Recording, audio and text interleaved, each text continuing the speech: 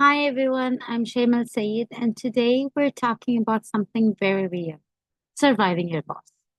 With the feedback season being here or around the corner for some, many may realize they have a difficult boss. And the question is your boss really difficult, or is it that you don't know how to handle them? Hmm. Now, before we dive into our topic, let me introduce myself. Okay, I'm Shaima Al Sayed.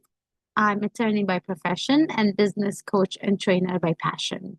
In addition to my handful of degrees and certificates, I'm the founder of Rihla and Power Shift coaching program. I'm an author, a public speaker who has been on TEDx Abu Dhabi and hosted TEDx Al Ain, and a previous president of a Toastmasters club. I also co-host the podcast Clock in UAE. I wear different hats and I bring all of them together in my Empower Shift program to my clients to help them get to their next level of greatness, whatever that goal may be. So let's dive into today's topic. What are we doing? Today's topic is to help you survive your boss. Not every leader you work with will be inspiring or emotionally intelligent or even aware of their own style. But the good news, you don't need them to change. You just need to know how to handle them, right? So, what are we doing today? Let's be honest, most of us don't even get to choose our bosses. We never really do, but we do get to choose how we respond to their style or their chaos. So, today we are going to talk about that, you don't get to choose your boss, but how to outsmart that style. Okay, we're going to look at different leadership types and what's the characteristic of each.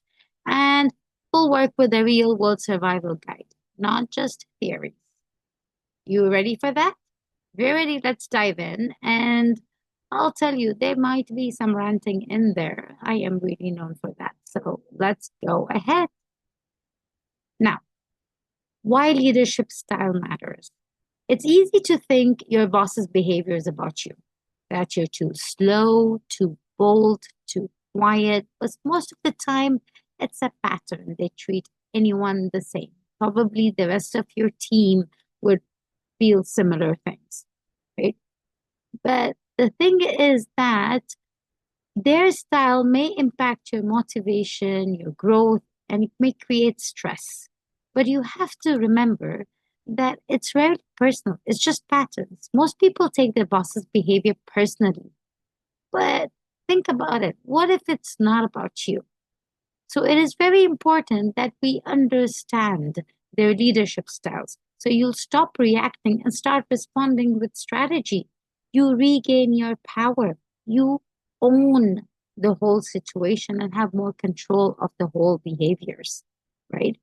So let's first dive into the five types of bosses. And I have to tell you, I've worked under each of these. And trust me, some made me doubt my entire career. Others taught me more than any formal training. So let's decode each one of them. Let's break down the five most common boss types that I've come across in organizations. The first one we have is dictator. And they kind of take control of everything. They lead with, command, and they're very fear based. So these are the dictators, and we all know what dictators are all about. And we have examples of bosses like that. The ghost. Now they disappear when needed. And they usually are the ones that are undecisive, the ones that will avoid to be around you. They are not accessible when you want them to take a decision or when you want them to do something. They just disappear. They'll ghost you. The third type is the politician. They're very charming, but strategic only for their own gain. Okay, they'll say what you want to hear, and they'll say what your colleague wants to hear, and they'll say what the boss wants to hear. So you have to be very mindful and not take every word of theirs seriously, okay, or to heart. Now, there's the cheerleader. They're positive, they're extremely positive, but they avoid tough calls. They won't take the decisions that matter. They'll avoid conflict. Like if you want them to stand in your corner and it means they have to stand up to another colleague in another department, This is where the challenge is, right? And finally, is my favorite, the coach. They're very rare, but empowering and honest, and is the one we all hope for. And I have to tell you, I have been extremely fortunate for having a couple of these bosses in my life, and they have been turning points in my career. They have taught me more than any book, any course, any certificate could ever. All right. So now let's get into how to survive each style. Now you don't need to win against a bad boss. You need to outsmart the dynamic. That's your real power. You have to know how to tackle them. Every boss has a blind spot. Your survival plan depends on knowing where the blind spot is and how to work around it without losing your mind or your momentum.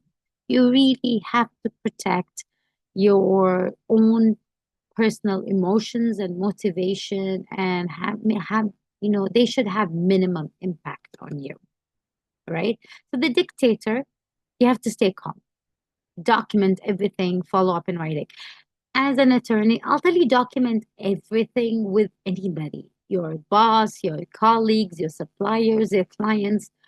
Personally, there's a lot of problems that you can absolutely avoid by documenting everything that goes on, because people will always lately is like, oh, what proof you have? Oh, I did not say that. That happens a lot. Let's be honest. That happens a lot. I did not say that. Oh no, you must have misunderstood. Just document everything. Okay. But with the dictator, it is immensely important because they are, they're fear based, they're commanding, and they'll be like, it is what it is because I said so. And they can change their mind, and you want to be able to have everything in writing, and you have to stay calm. It's very easy to be influenced and intimidated by them. For the ghost, create a structure. Seek other mentors, but be careful. Don't make it too obvious, where as if it may come across as you're surpassing your boss. Okay, and then they end up offending them. But lead your own clarity. Sometimes with these bosses, they don't like to. They avoid you because they're indecisive. Then what happens is, don't ask them what needs to be done. Give them choices and make it lesser choices. Don't give them 4 or 5 choices. Give them two, either or, and make it easier for them. That's where I say lead your own clarity.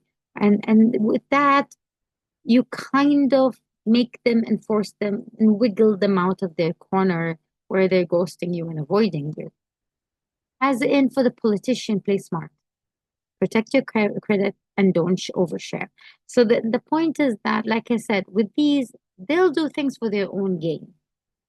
So if it means sweet talking you to get to do things, your work, so protect your credit. Just be careful, because these are the ones that could actually take your credit of the work that you did and display it to higher ups as their own, because that will get them the gain. They want to play everything to their own game, end game. So you have to be careful with that and play smart. Don't believe everything that comes out of their mouth, right? Because they're just sweet talking you to get work done. And then they'll go and sweet talk their bosses in order to get the benefit and the credit. So you have to be careful and don't overshare. Keep and retain something with yourself, so then they can't just take all your work and present it as their own, just so that they can get promoted or get the increase or the benefits. Then you have the cheerleader. You have to anchor the outcomes. You have to ask directly, because they avoid conflict. So you have to create accountability. This way, if you have also, like, just like the ghosting, you have to create a structure. This also, you have to create structure, because anything that may come across as if it's going to create a conflict or going to be creating a situation, they want everything nice and rosy and beautiful, and nothing is gray and nothing is dark or black. But then let's be honest, at a workplace, we do have problems and we do have challenges, and you have to be able to make the difficult calls. Cheerleader, in that case, you have to anchor the outcomes. You have to make sure that everything's structured. You have to show who's accountable for what, who's responsible. and you have to lay it out and have them to sign off on it. And then, absolutely my favorite, the coach, maximize it, ask for feedback, propose growth plan, ask them to teach you new things, observe. Oh my goodness, the amount of things I learned by observing the bosses I had, they were coaches. Years after, I had a situation where I was in a meeting and I tackled a very difficult counterpart in a negotiation. And as I walked out of the meeting, I remembered one of my bosses, the coach, and I was like, he would be very proud of me because I kind of copied his calmness, the minimal talk. I just used one word and the counterpart completely blew out. It wasn't disrespectful, it was just I think my facial expressions. I am a person where the meme that they tell you that, oh, I can be silent but my face has subtitles. That's me. But I I learned that from him not because he taught it to me by telling me, but by observing him how he handled his meetings with difficult situations. Just maximize the time that you get with a coach boss. Oh my goodness, it is a blessing to have a boss like that. So then, some things that you really need and to do. Don't lose yourself in trying to gain approval. Your energy is sacred. Protect it like your career depends on it because it does, right? Your job isn't to fix your boss. It's to manage yourself around their reality. Okay. Never lower your emotional or professional standard just to match their chaos. They are at the end of the day in a company, in an organization, everyone's looking out for themselves. And your boss is a person who is with power. Don't give them that power, right? Make sure you have some kind of control. So don't internalize their style as your worth. You know your worth. You know what you are, what you do, what you bring to the table. And it's their what their behavior is just their style. Some of these, why I keep saying boss and not leader is because not every boss is a leader, and you have to really keep that in mind. They're your boss because of the hierarchy that your organization placed you in. That does not mean that they are leaders because a leader has a different trait. They lead people, they don't just order them around. So you have to be careful and you have to be mindful. You don't need to wait for them to change. You have to learn to adapt so that you get your work done. You complete your KPIs. You need to move in your career. And if you're going to change for them, where does that leave you? You lose your own personality. And that's to the point that I said, don't you lose yourself in this. Your boss is not going to be your boss forever. Changes happen. Either they move out or they move around, or you will. You could get promoted. You could move parallelly to another department. You could leave your organization. And your next boss will be an entirely different person. And I hope for you that you get the coach as the next boss. So here's a little stop for you just so that I can let you know a small moment for me to introduce to you my Empower Shift program, Rihla, right? Now, most professionals don't need more motivation. They need a mirror, someone who can help them see what they've stopped believing about themselves. And for years, I tried to figure it out alone. I read every book, listened to every podcast, and told myself I just needed more discipline. But the truth is, when you're too close to your own story, you can't see what's really holding you back. And that's what coaching is. It's not advice, it's not motivation, it's perspective, it's calibration. And that's exactly why I built Rihla. And Rihla means journey in Arabic. And it's not a generic coaching program, it's a guided journey through three very real stages that every professional goes through when they're ready to rise. So let me take you through, quickly about it through these three phases. So first we have R for reflect, okay, and then identify. So what happens is, just I'll take you through all of them. So we reflect, we identify, we heal and harness, and we lead and then ascend. How does that look like? So imagine that we are going on a journey because Rihla is a journey. And so we have the station where we're going to stop at.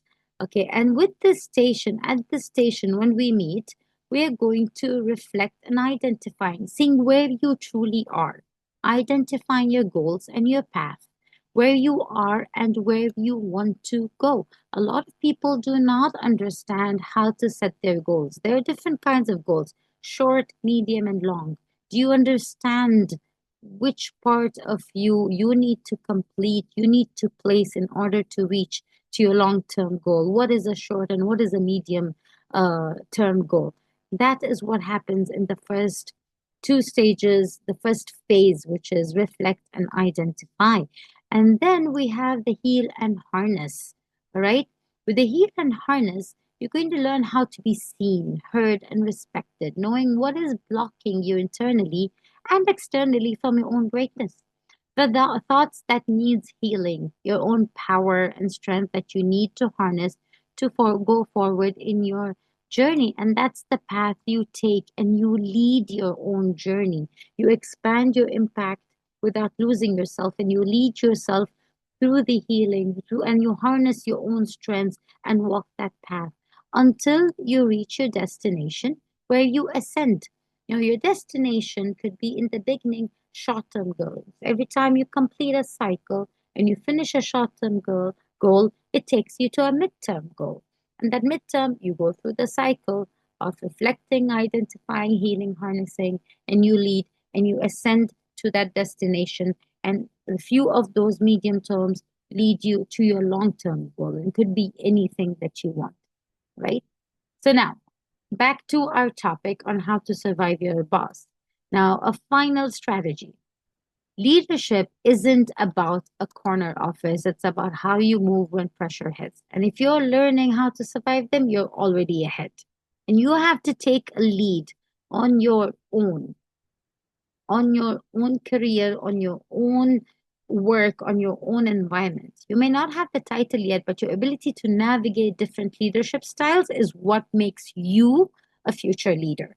If you understand this, you will be able to know how to become the ideal leader and gain the characteristics that makes you an exceptional leader when you are ready for it.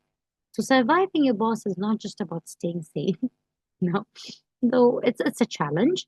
It's about learning the art of influence, resilience, and upward leadership. So make sure that you adapt, but never shrink. Do not make yourself smaller just so that you can make your boss feel better. Do not do that to yourself. Please do not harm yourself that way. Okay, don't harm your career that way. Know your boundaries, your triggers, and your strengths. That's where in Rihla, in the very second stage, it is important to understand the triggers and the boundaries, and that's what helps us heal. But it's the strengths that helps us harness, okay, our capabilities, our potentials for us to be able to move forward, right? And then leadership doesn't always sit in the title.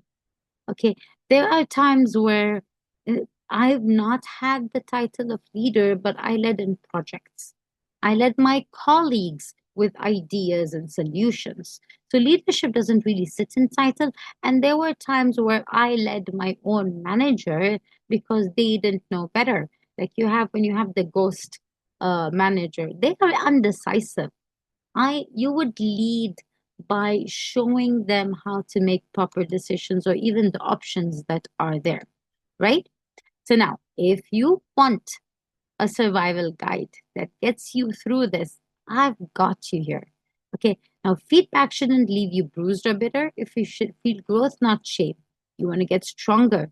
Okay, so in that case, just email Boss Survival Kit to this email info@tsgg.co. I'll put the details down in the captions, and download. We'll send you the guide by email. You can download it. It has insights, checklists, and reflection prompts. It's practical, no fluff, and hopefully that will help you. No spam, just actual support, right? And our commitment to you in Rihla, we don't walk away after the coaching. We support you with written plans, checklists, reading material. Email us. and I will send you that guide. And if you sign up to our programs, we will get you with WhatsApp, email support, and the space to vent, grow, and ascend. Okay. And your transformation is our responsibility too. So that is our promise when you sign up with Rihla. I hope we have been able to cover, to give you an understanding, and hopefully I have helped empower you with understanding and managing your leader in order for you to reach into your level of greatness, your next level of greatness, and be able to maximize the impact of your work and take command of your environment and take it further with your career, right? And you can always go to our website, tsgg.co, subscribe to our newsletters, follow our YouTube channel, click follow. Follow me on Instagram and on LinkedIn. I am Shaima Al Sayed, and I hope I have helped you with some of the topics that I have covered thus far. Until the next video, see you.